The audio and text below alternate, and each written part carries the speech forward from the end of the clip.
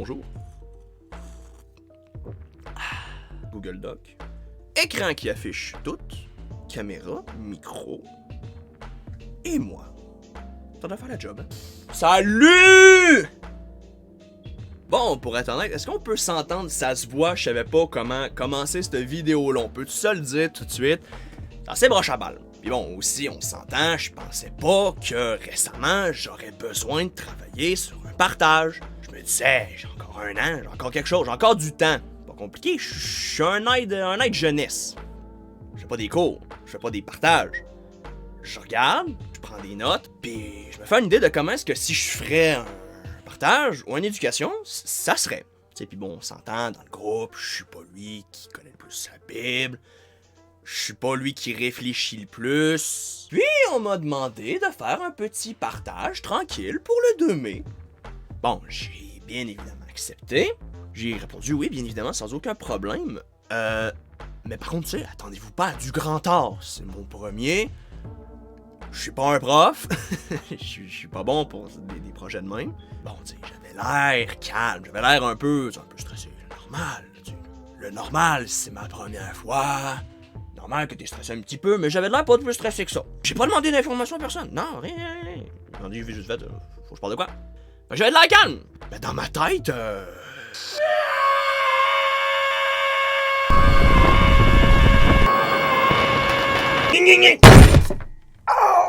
Non. Non, j'étais pas calme, non. Non, pas du tout. Bon, ok, on va y aller. C'est pas compliqué. Je prends mon temps. J'ai 1 mois. Tout ce que j'ai besoin, c'est d'un sujet. Puis normalement, quand j'ai un sujet, tout part direct, man. Une flèche que je pars. Pas de problème. J'ai juste à trouver un sujet. Ça devrait pas être long, un sujet. 1 week later. Ah. J'ai encore rien trouvé, mais j'ai encore 3 semaines. J'ai le temps. 2 weeks later. Bon. J'y pense tout le temps, j'ai rien trouvé. On va peut-être demander de l'aide à Anouk. Elle va peut-être me donner une piste, parce que je sais juste même pas où commencer. Much later. Bon, tu vois, j'ai une piste, mais je sais pas comment commencer. Much later. Est-ce que vous pouvez le croire si je vous dis qu'il a fallu que j'attende la dernière semaine, littéralement le dimanche passé, pour demander de l'aide à Dieu? Pour lui demander, je fais quoi?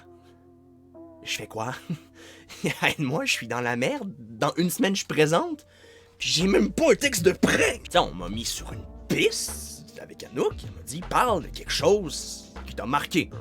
Elle m'a donné en plus de l'aide. Un film, un jeu, un livre, quelque chose. Bon, instinctivement, j'ai pensé au Harry Potter. Aucune idée pourquoi. Je me suis mis à penser à ça. Mais je savais toujours pas de quoi plus précisément parler. Parce que techniquement, dans Harry Potter, il y a plein de sujets. Et là, en demandant à Dieu de l'aide, il y a une illumination qui m'est venue.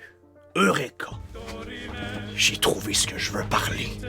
Il y a plein de sujets sur ces films-là, puis il y en a un qui m'est venu tout de suite. Mais bon, avant de parler du sujet, parce qu'il y a peut-être 2 ou 3 d'entre vous qui savent pas c'est quoi les Harry Potter vite fait, là, faire un petit résumé. C'est parti! Cause I got that black magic, got that black magic, hey, got that black magic, I got that black magic. I was born with a wand in my hand, boy you alive for a one night stand.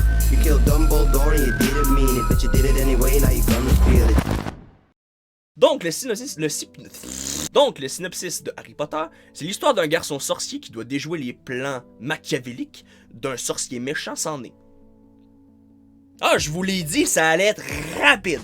Au cours de l'histoire, va bien évidemment se forger des amitiés avec notamment Ron Weasley, un sorcier venant d'une famille pauvre, mais avec un grand cœur, et Hermione Granger, venant d'une famille de moldus, c'est des gens techniquement qui font pas de magie puis qui savent pas c'est quoi la magie, donc nous dans leur monde, pour simplifier. Et c'est une génie dans toutes les matières. Ils seront aussi discrètement aidés au fur et à mesure des années par le directeur de leur école de magie, Albus Dumbledore, le plus grand sorcier de tous les temps. Bon, ce qui m'a fait réfléchir un peu avec l'illumination, la phrase qui m'est revenue quand j'ai demandé de l'aide à Dieu, là, c'était une phrase qu'un leader avait dit il y a un bout, je peux pas dire exactement quand, ça fait un bout.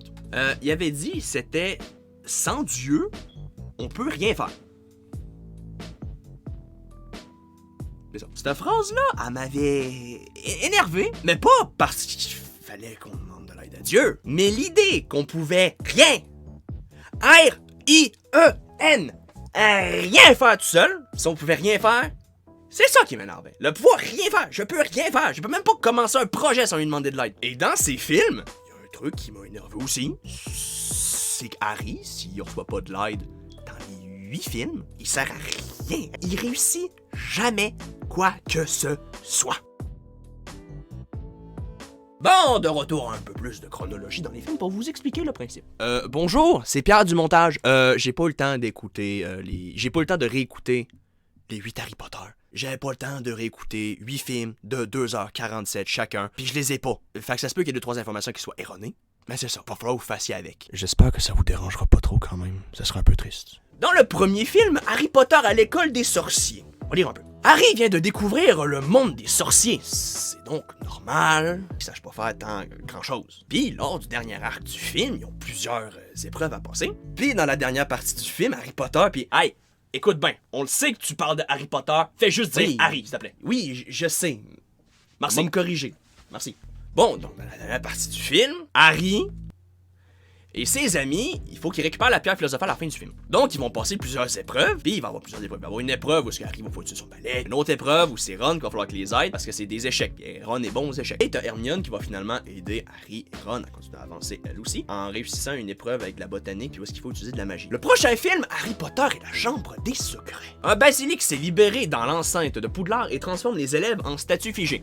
Je sais qu'une statue c'est figé de base, mais il pétrifie sur place. Un basilic qui pétrifie les élèves. Harry recevra encore de l'aide de ses amis afin de découvrir c'est quoi qui pétrifie les gens, et où se situe la Chambre des Secrets. Et même lors de la confrontation finale, où il finit par être dans la Chambre des Secrets, tout seul, sans aide, rien, et qu'il est face à un spectre du méchant, et face au basilic, il va trouver le moyen de réussir à avoir l'aide de Albus Dumbledore, qui lui enverra son phénix, j'ai oublié le nom du phénix, je suis désolé, je m'ai jamais intéressé, qui lui apporte le chapeau magique, qui contient à l'intérieur l'épée de Gryffondor qui va lui permettre de tuer le basilic. Vous comprenez pas tous ces mots-là? C'est normal. Vous voulez savoir ce que tous ces mots-là signifient? Écoutez les films. Le troisième film, on va le sauter, parce que là, techniquement, ça se passe de la même manière que les autres, il reçoit de l'aide, mais cette fois-ci, c'est pour sa quête personnelle, parce que c'est le seul film où Voldemort est pas dedans, et où c'est juste des problèmes avec sa famille, son oncle, notamment. Le quatrième film, Harry Potter et la Coupe de Feu. Harry se retrouve embarqué dans ce qui semblerait être des Olympiques magiques qui se situent à Poudlard, leur école de magie. Il recevra l'aide de ses amis habituels, blablabla. Et il va aussi recevoir l'aide d'un nouveau professeur, lui-ci, il s'appelle Folleuil Maugré, si je dis pas de conneries,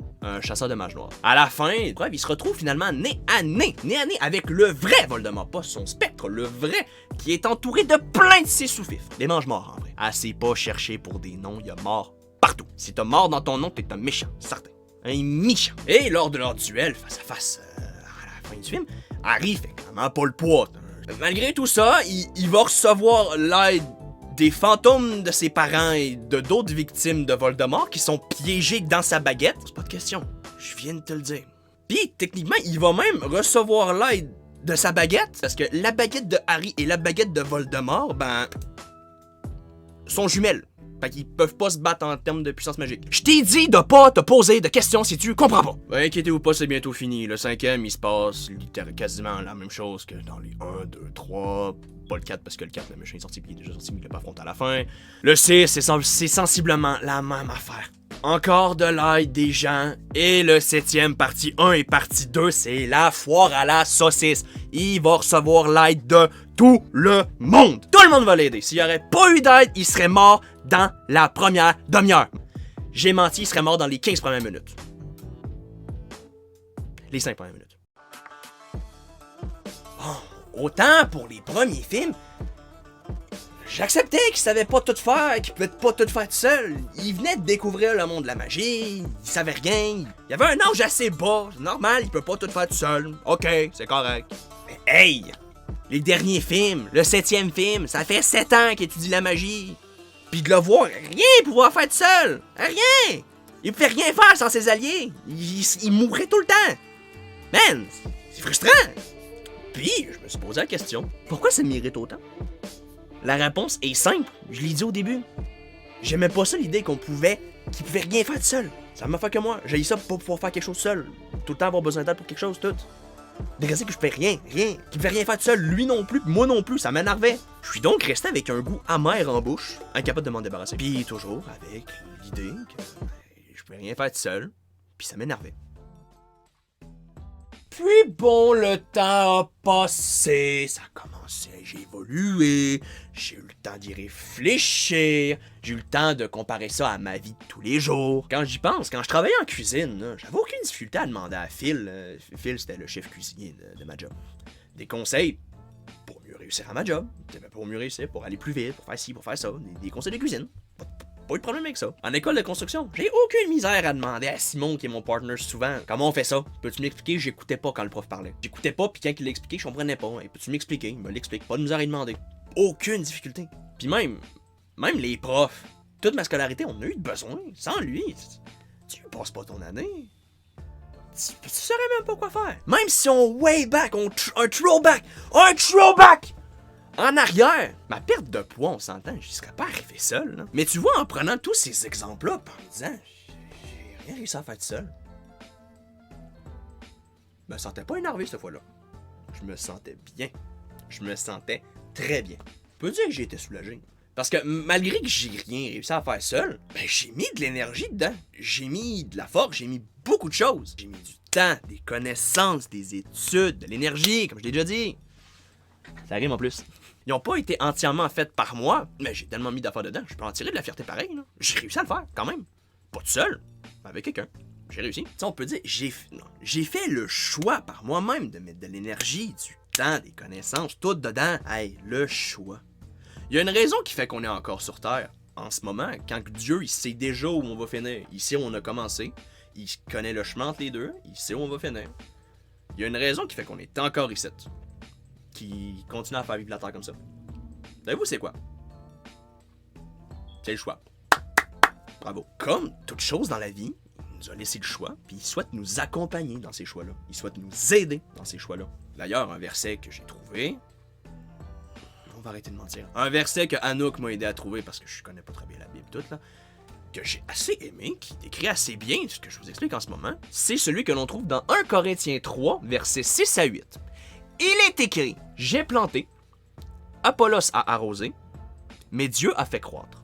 J'ai planté, j'ai décidé de mettre de l'énergie, j'ai mis de l'énergie, des connaissances, du temps dans un projet ou un travail ou quoi que ce soit. Apollos a arrosé, j'ai demandé de l'aide à Simon pour construire quelque chose, m'aider à comprendre les calculs, pourquoi est-ce que je mettais ça à 4 pieds puis pas à 3. J'ai demandé à Anouk de l'aide pour ce message qui m'a mis une piste à lancer, elle m'a donné une piste. Et... Dieu a fait croître. J'ai demandé à Dieu, fais avancer mon projet, je sais pas quoi faire! Dieu, il veut être notre ami. Il veut être le Ron et la Hermione de nos histoires. Il veut être le directeur, le Dumbledore de notre histoire. Il veut même, si on veut pousser la métaphore, être la baguette de nos vies. Tu vois, là, je pousse la métaphore pas mal loin. Tout ce qu'il veut, c'est qu'on lui demande de l'aide. Il veut juste qu'on lui dise, Dieu aide-moi. Il y a une scène qui m'a fait réaliser ça, dans Harry Potter 6, que je dis qui ressemble à toutes les autres, mais une scène vers la fin, c'est celle où Harry dit à Hermione, à la fin du film, que l'année d'après, donc le film prochain, il reviendra pas à Poudlard. Ce qui m'a fait encore plus réaliser, c'est la réponse d'Hermione aussi qui suit derrière. I'm not coming back, Hermione. I've got to finish whatever Dumbledore started, and I don't know where that'll lead me, but I'll let you and Ron know where I am when I can. I've always admired your courage, Harry.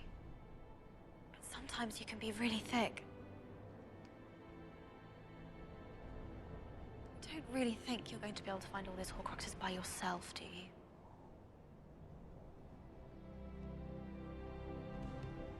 You need us, Harry.